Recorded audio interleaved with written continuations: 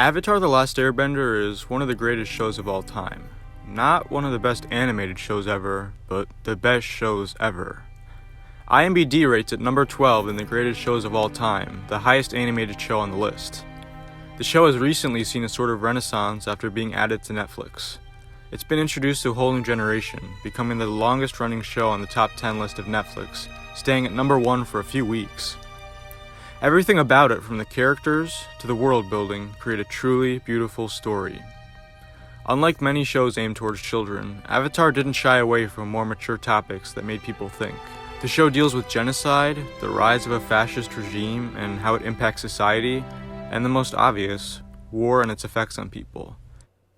The story is so expertly told that these mature topics and themes are interwoven into this fantasy world and don't seem artificial at all. One of the most impressive aspects of the show to me is the visuals.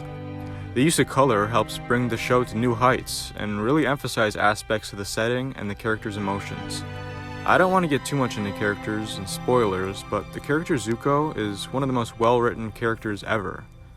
Zuko starts out a hot-headed teen whose sole purpose in life is to restore his honor by completing an impossible task.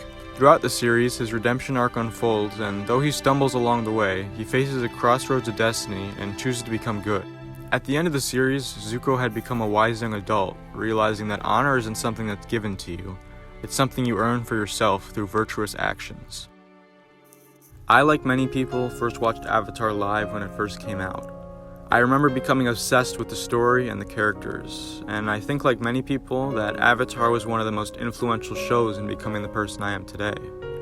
It's so well done and means so much to so many people that it's no surprise that it stood the test of time, still being talked about 15 years later.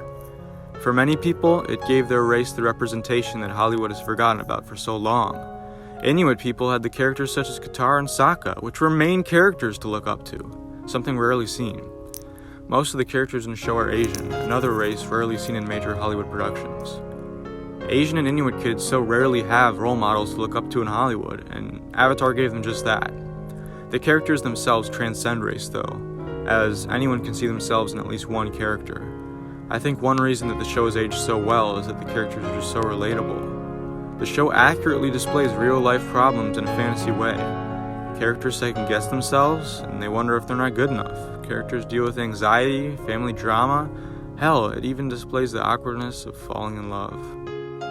All humans deal with these things, and to see them explored in the series and seeing that everything's okay in the end is a very powerful thing for people. This show has helped so many people through so much and taught them to always be the best version of yourself you can be. I like to end with quoting Uncle Iroh. You can't always see the light at the end of the tunnel, but if you just keep moving, you will come to a better place. Of all the characters in the show, one sticks out like a boiling pot of tea. The character Iroh. Iroh is the mentor to Zuko and Mr. Rogers of the series. Iroh was once a prosperous war general and heir to the throne, but threw that all away after the passing of his son. Iroh then went on a journey to find himself and came out a wise and better man. Iroh lets the characters know that all will be okay in the end, and if you choose to be the best version of yourself, you can be. In a way, Iroh was all of our uncles, and in a sense, he was our generation's Mr. Rogers.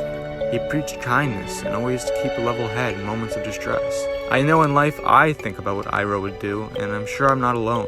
Iroh is such a big part of so many people's lives, it's hard to overlook the character. Iroh was originally voiced by Mako Iwamatsu, who unfortunately passed away after the second season. The actor Greg Baldwin took over the mantle of Iroh in Season 3 and a bit in Season 2. An almost lifelong fan of Avatar, I was ecstatic when Greg followed me on Twitter. After talking with him for a bit, I mentioned we should get together to talk about the show, a thought which he happily agreed. Before we get into the interview, I'd like to mention two things. Firstly, a big thank you to Greg for taking the time to talk and being so kind. Secondly, I apologize for being so meh and frozen. I was freaking out the entire time and trying not to show it. Without further ado, here's Greg Baldwin and I having a one-on-one. And now, Charlie Lay presents a one-on-one with the extraordinary Greg Baldwin.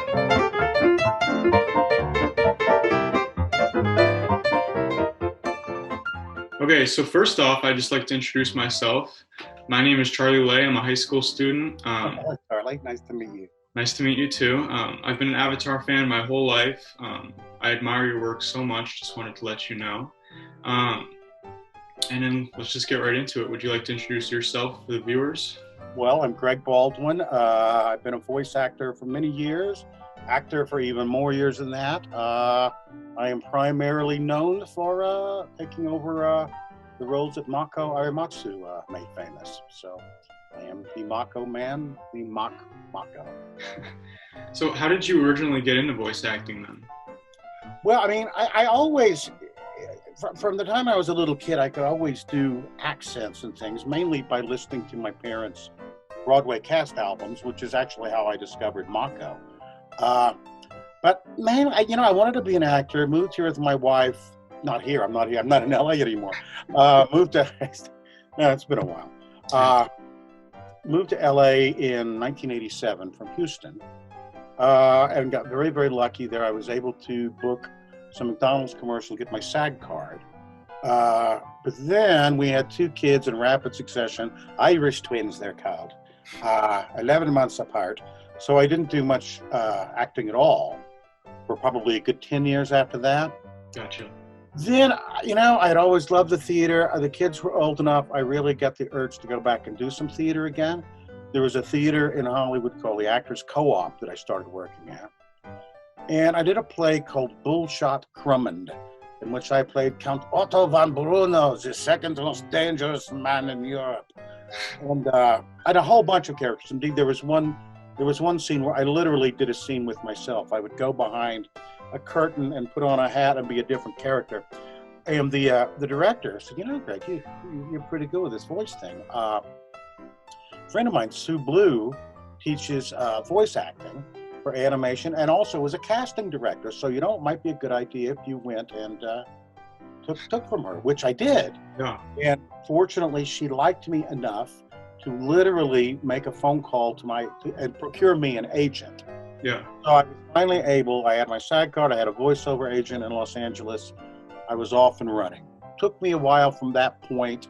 I booked small gigs, some video games, and it really wasn't until Avatar: The Last Airbender that I really, started taking off. So that's sort of in a circular route, that's sort of how I ended up, here in this, my cool little recording booth in Albuquerque, New Mexico. It's kind of awesome. It's kind of cool. So you do acting and voice acting. Which do you prefer then? Oh, you know what? My first love is the theater. I love the theater. There won't be any theater for a while, though. That's not coming back. I've done some on-camera work. I was notably in Hail Caesar, which is a Coen Brothers movie, and got a week on that. And, it's great fun. I'm also pragmatic, the thing is, on-camera work, unlike theater work, that's its own thing, but on-camera work, you show up at ungodly hour at 5 o'clock in the morning. The hours can sometimes be, 15 hours a day, a lot of which is literally you just sitting on your butt waiting for the shot. And you make the same amount of money for going into a recording booth for an hour and recording an animated show for 20 minutes. So I always seem to me that, in the long run, I kind of like doing this thing that doesn't take as much time, Yeah. The word for that, I think, is lazy. Lazy would be the word for that. I'm quite lazy. Very lazy. Well, I know voice acting's been in the news lately. It's been a relevant topic because actors and actresses feel that people of color in animation should be played by people of color. Do you agree with that? What is your stance on that? Well, I'm probably not the one to be asking about that. When you take into account my particular situation. Yeah, of course, taking. You know what? I will tell you this. When I go, dovetailing from your previous question, when I go to an on-camera audition, generally it's going to be at a casting director's office, and they're going to be casting more than one thing. All I need to do when I walk into that room is look for the fat old white guys. And I know that that's where I'm going. That's where I belong. That's where I'm supposed to be. It's the only thing that I'm going to be cast as. I'd like to be careful here because the beauty Yeah. of voice acting is you're not constrained by your physical appearance. You know, and that's one of the things I love the most about it is I literally don't have to play. I mean, you know what? I'll be cast as a banker, no, maybe a congressman. I don't know. There's things that I would be cast as. Very, very limited. Whereas I get to be Aku and Iroh, and I get to be a Jedi, and you know, I'm not even human, the Jedi. Yeah. And I think to me that is the beauty of voice acting is that we are not constrained by our physical appearance. That being said, I certainly understand both sides of the issue. Probably me more than some. Again, because of my very interesting situation myself. That was very well said.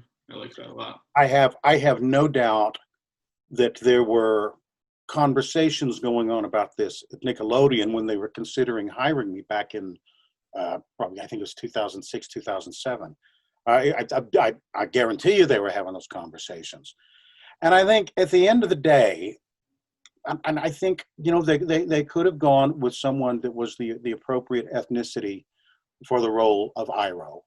Although technically Iroh's from the Fire Nation, but you know what I'm saying. Yeah. They could have gone that. But I think at the end of the day, the fans said George Takei. It would just say that a really high profile Asian actor. They could, I'm sure they were thinking about it, and that was certainly a route to go. And I think in my particular case, I think it was better to have, even with my imperfect impersonation of Mako, it was good to have as smooth a transition as possible and not quite as jarring. So I'm thankful that Nickelodeon made that call. Again, I'm sure they had those conversations. So then again, you took over for Mako. Were you known for being a Mako before the show, or did this come afterwards? Not at all.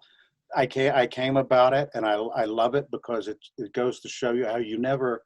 It's like that Iroh. It's like how you never know how things are going to turn out. 17 years old in Texas, in high school, I loved musical theater. I still love musical theater. You know, and I think for my birthday, maybe Christmas, I forget. My parents gave me an album, a vinyl album of a Stephen Sondheim show called Pacific Overtures. It was about the opening up of Japan by Commodore Perry in the 1850s. An amazing musical, Sondheim's best musical. I fell in love with this musical because they were doing things. They were dealing with geopolitical themes, and as opposed to just boy meets girl, boy loses girl, boy gets girl, they were doing things in musical theater that predated Sweeney Todd in many ways. It did actually predate Sweeney Todd. Things that I couldn't imagine they were doing, and I was very struck by the lead actor. And I would sing along with this album day after day after day. I could sing it all for you right now. The lead actor's name was, of course, Mako Uematsu. Oh. So, you know, you flash forward to 2006 when he sadly passed away. And I was just lucky. I had actually literally been doing an impression of the man for 30 years at that point. And that's how I ended up in Mako's roles. I never met him. I hope to meet him someday, but you know, not too soon. You know, preferably. I hope he would appreciate what I've done. The weird thing is, not only was I stepping into the shoes of these iconic characters, Iroh and Aku, but it was also the iconic actor that voiced those two characters. Yeah. So it weighed. It still weighs heavily on me, as a matter of fact. But I mean, I think I've told the story before, and I think all I gotta say in terms of how I've handled Mako's mantle, it was a Samurai Jack record at Cartoon Network.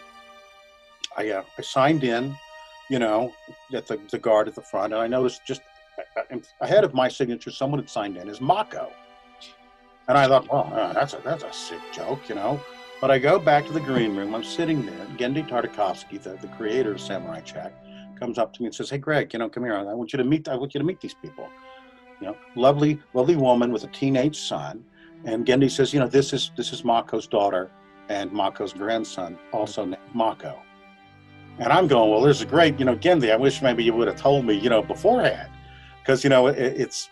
one thing just to voice or to attempt an impression of an iconic actor.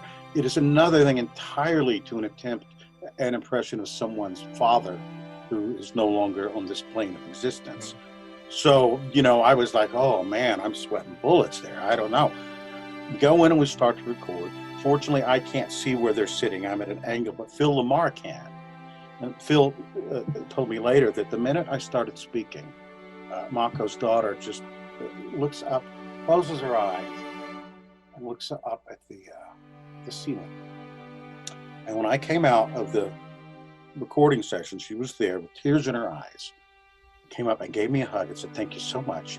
It was like he was in the room with me again. And for me, in terms of my professional career or my existence simply as a human, that was one of the greatest days of my life. To have been able to give her that, as imperfect as my impression might be, I just keep thinking to myself, but I still get a little emotional when I think about it. What I wouldn't give to hear even an imperfect impression of my own father's voice again. Yeah. So I think, I think I've done all right in terms of honoring him, and he deserves to be honored.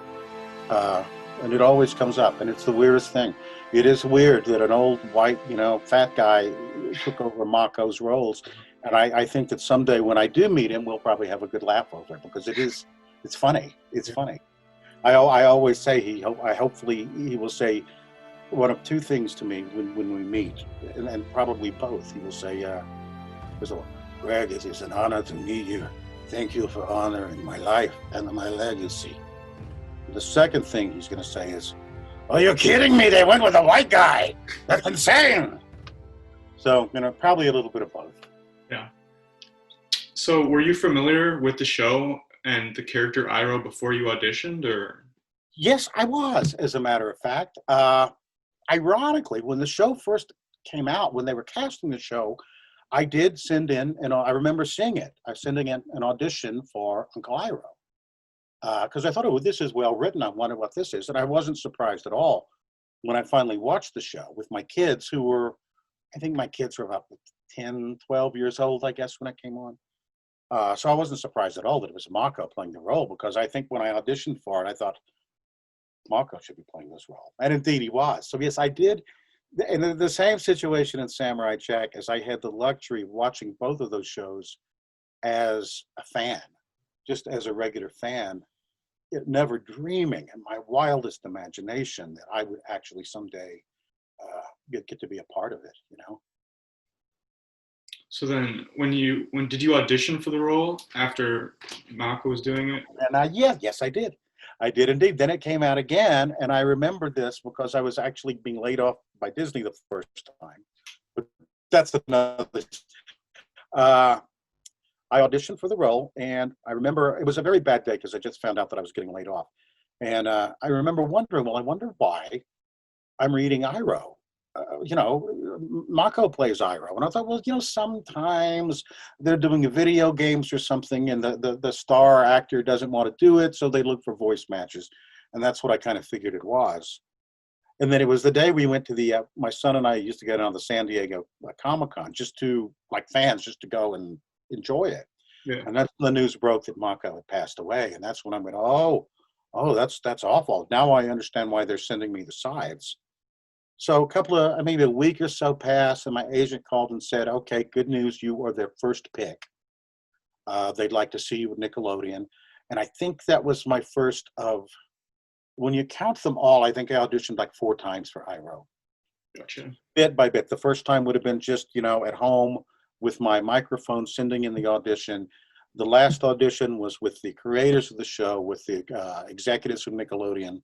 Everybody crammed in there, talking about me, which is also nerve-wracking. They actually said it. Andrea Romano, the voice director, said, "Okay, we're going to turn off their microphones now, Greg, so we can, we all need to talk about you." And it was funny to actually watch them all very animatedly talk about me, in the booth. And I'm, of course, just going, "Oh, please, I want this job so bad. I please want this. Please choose me." And then like such things happen. They didn't call for another probably 3 weeks. And I thought, well, that's it. Didn't get it, you know. And then my agent called. And that was a good day. We went to Disneyland the next day. Because that's what you do when you get cast as Iroh. You go to Disneyland. Yeah. So then you get the role. Were you instantly just thrust into it, or did you have time Yeah, to? no, fairly quickly I went in and recorded the very first episode, which was also very nerve-wracking because you know it's a big part. It's a huge franchise, and to a lesser extent, as with Mako's daughter, I'm walking into a room full of people that worked with him. He was their, you know, partner, as it Yeah. were, you know, their friend. They knew the man, and you know, so there's a lot of, I'm sure it's like, who the hell was this guy? You know, if this guy thinks he can do Mako. Uh, so yes, it was very nerve wracking. To be honest with you, even today, if doing Iroh and doing Aku, it's always in the back of my head. You know, usually in voice acting, you simply you're given a script, and those are the tools that you have to create the character. The writer has created this character for you. The voice director can guide you, but you really it's the words and the character and how does this character sound. The difference in this situation is not only do I have to worry about am I honoring the writer's words, am I honoring this character as it's written, but am I honoring the actor that originally played this character? And I tell you, I think it's in Tales of Ba Sing Se Yeah. is the very first time you hear my voice. For whatever reason, Mako was obviously not available to do the pickup, and it's the scene with the earth bending kids. They break a window. And usually, if the whole episode is just me, it's enough like Mako that it doesn't jump out at you.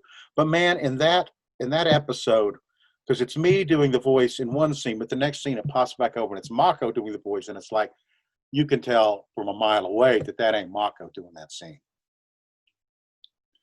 So then, I guess this sort of relates to that, the environment of the set. Were you in the room with the other voice actors, or did you record yours alone? Usually on Avatar, and the same with Samurai Jack, usually they try to get as many actors together as possible. Gotcha. In fact, I think for the first episode of Avatar, there were so many of us there that Dante was in a little side, or was it me? Somebody was in a little side booth over there. And Dante, I remember, talks about how it totally freaked him out because it's like, oh my God, that's just like freaking me out, man. This is spooky, you know. But usually, not, you know, sometimes, you know, you can't get the actors together. I think on Samurai Jack, I recorded my scene with Tom Kenny by himself because Tom Kenny is Tom Kenny and obviously has lots of things going on. Usually, though, they try to get as many as they possibly can. And you read it through, you know, linearly. Linearly, is that even a word? In a linear fashion. Yeah. You know, unlike movie making, you know, where you might shoot the end and then you shoot the middle. It's more theatrical. You go from the beginning to the end, and it gives you as an actor, you can sort of work your way through that a little easier, I think. So obviously the show has culturally stood the test of time, but did you guys realize how big it was going to be when you were recording and when it was airing? I mean, I knew that it was a very popular show when I stepped into the show. I knew that already. I didn't really know the impact of it until I started going to cons and I started meeting fans, and the fans would come up to me. Many, I mean, some of them I literally, and I'm not even lying here, I literally can do the voice, and a grown man will cry to hear that voice. The fans would come up and say, oh, I was feeling bad in my life, or this happened, then Iroh said this, and it helped me through. And I hear that so many times. Iroh's advice or his wisdom helped me through. And that's when I realized, wow, this is something different. And then, you know, I do the cameos, which are like, you know, happy birthday, you know, I would do a couple of them a week, you know. Then what was interesting is once unfortunately the pandemic began, I started getting more, mostly just from people wanting to be told that it was okay, wanting to hear from Iroh that everything's fine. But then, man, it was like a week after Netflix picked up Avatar, Well, I look at my phone, it's like, oh my God, I don't even know if I can fill all these orders in a week. This is a lot. And that's when I like, holy moly, this is becoming a Star Wars type level, yeah. fandom. And in fact, I would not. At some point, I imagine they will literally have Avatar cons when we have cons again. Yeah. And when we have theater and cons and restaurants and. I'm actually a big fan of cons. I've been to many in the past in Chicago. That's where I'm from. But I just love them so much. But again, because of the pandemic. Do it. Oh, I miss them. I miss talking to fans, and I miss, there's something, and I think it's why I love it. I think it's why a lot of people love cons. There's a sort of radical freedom Yeah. cons where everyone is free to just let your freak flag fly, and nobody gives a crap. Nobody cares, and it's liberating. It's Yeah. really.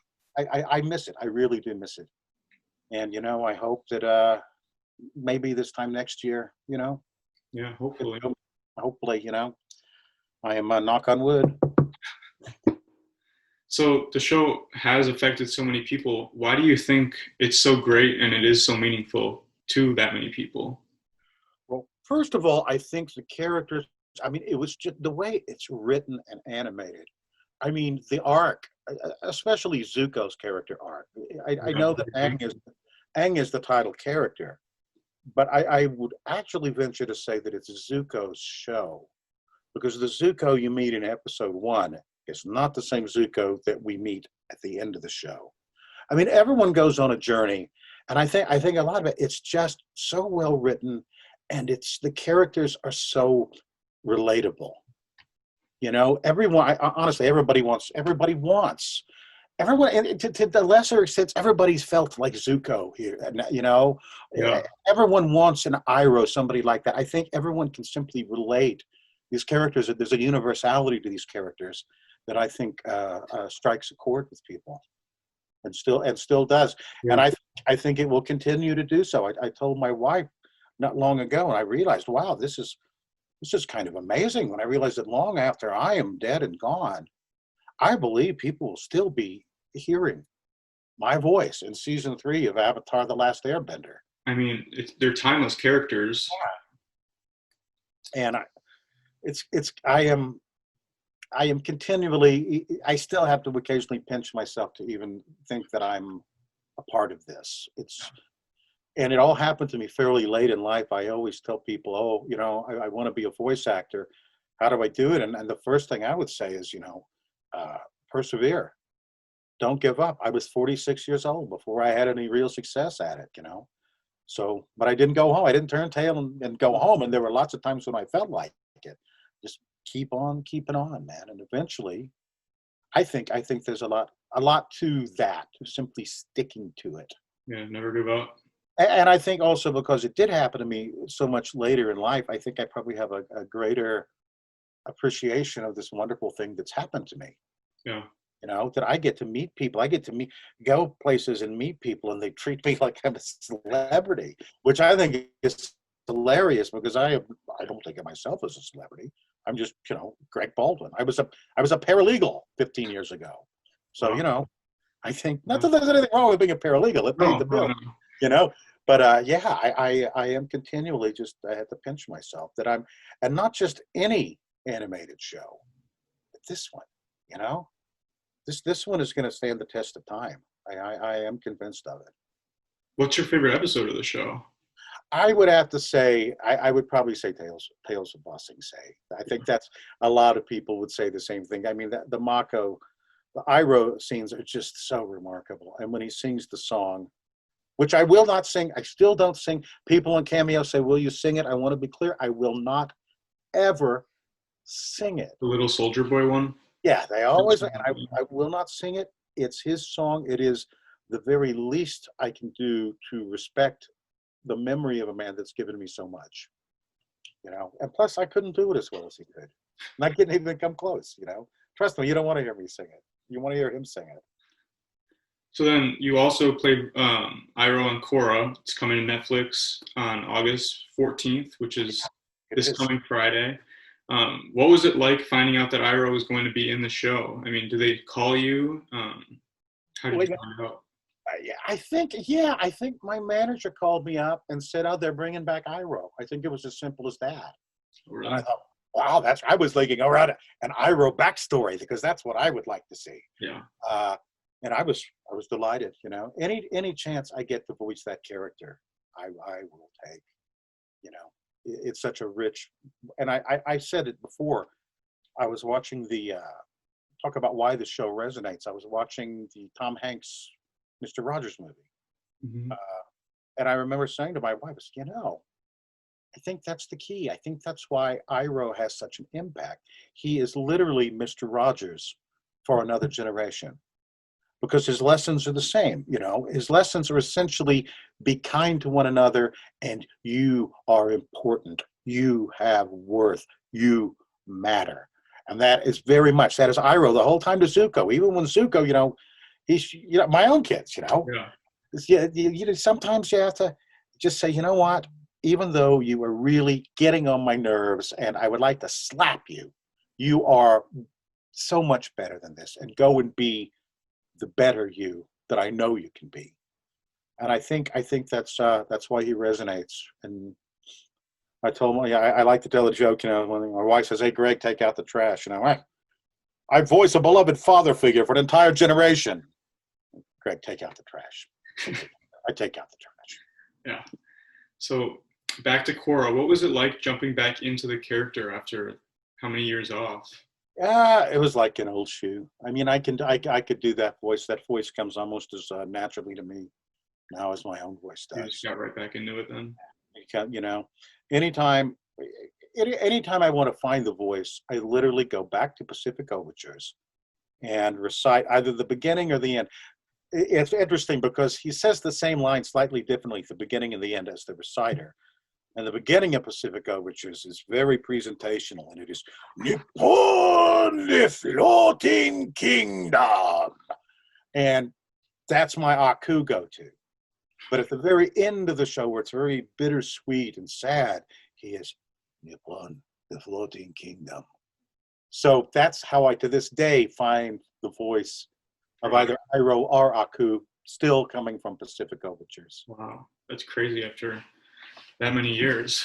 It's how I find them. All I have to do is say that line, and it's like it clicks in my head. This is what you got to do. This is the Mako.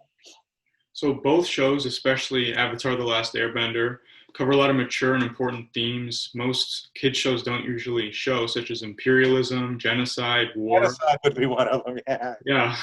So out of all of these themes, what do you think is most impactful in the show?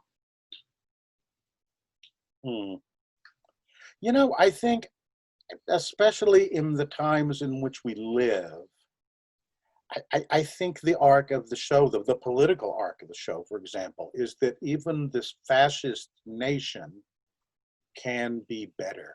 Yeah. And is better at the end. They literally have to go through the fire, but they do go through the fire, and they come out on the other side of it. And I think, you know, there's certainly parallels to what's happening today, you know. Yeah. I hope we do. I hope, you know, we will. No, we will come through We the will, other side of it. But I think, I think that's the overarching giant theme. And then there's the tiny little human things, you know, like the Zuko learning who he is, Aang learning who he is. They all learn who they are, and they become better versions of them. Every single one of those characters, with the possible exception of Ozai, is a better person, a better version of themselves at the end than they were at the beginning. Yeah. And I think maybe that also is what thematically is what resonates today. So you sort of answered this already, but with Avatar being added to Netflix, it's been introduced to a whole generation of people. Avatar is the most streamed show in the world right now. What are your thoughts on that sort of renaissance that's happening? It's fantastic. I love it, you know. Please order cameos from me. I'm enjoying it very much. Yeah, I think it's wonderful. And I think also what's happening is the generation that first watched it is getting old now, growing up, and they're showing it to their own children. And I think that's one of the things that's happening right now. And I think it'll continue to happen because the show is just that good. It's just that good.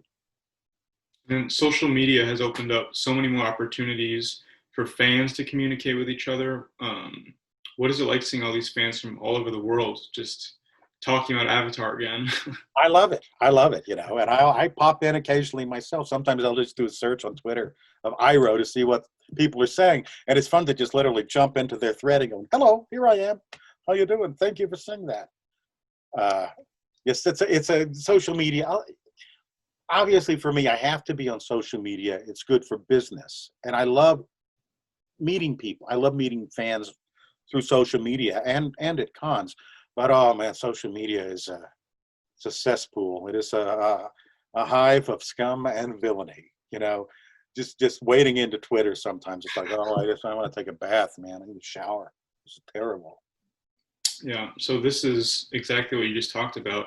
Along with fans connecting with each other, voice actors such as yourself are now interacting with fans more.